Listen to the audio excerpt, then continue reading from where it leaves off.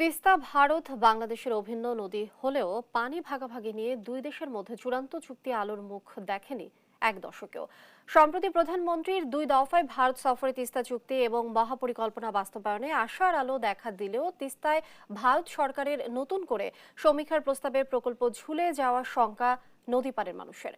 মাহমুদ রকির তোলা ছবিতে রফিকুল ইসলামের রিপোর্ট। বাবা, আমার বাড়ি 10 বার ভেঙে গেছে।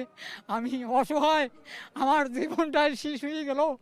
এখন আর যেখানে বাড়ি করে আসি ওই বাড়িতে মানে আমার আর যাওয়ার কোনো পথ নেই বাবা।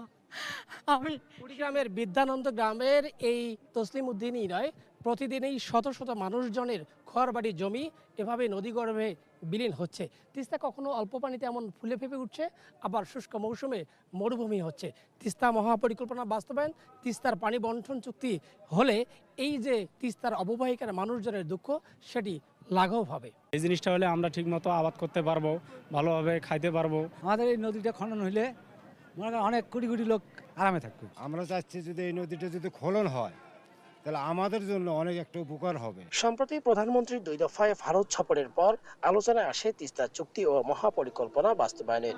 2023 সালের মার্চে তিস্তা প্রকল্পের সম্ভাব্যতা যাচাইয়ের প্রতিবেদন জমা দেয় চীনের একটি প্রতিষ্ঠান। বিনিয়োগে আগ্রহ এবং দ্রুতই তিস্তা প্রকল্প শুরু করতে চায় দেশটি।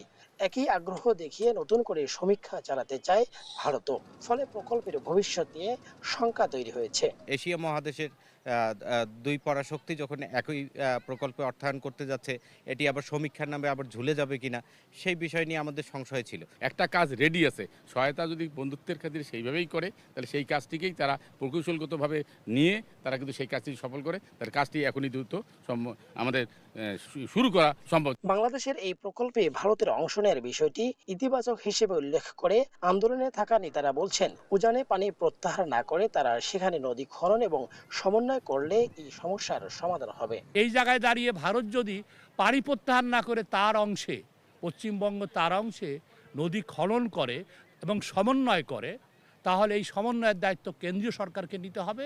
তাহলে দুই পক্ষের লোকেই কিন্তু সুবিধা হবে। তিস্তা পাড়ের 2 কোটি মানুষের ভাগ্য নির্ধারণী এ মহাপরিকল্পনা বাস্তবায়নে চীন ভারতের রশি টানাটানি এবং ভূ রাজনীতিতে পা না দিয়ে নিজস্ব অর্থায়নে প্রকল্পের কাজ চালুর দাবি উঠেছে। আমরা চাই নিজস্ব অর্থায়নে তিস্তা মহাপরিকল্পনা বাস্তবায়ন। আমাদের তিস্তা মহাপরিকল্পনা সেটাও আমরা বাস্তবায়ন করব।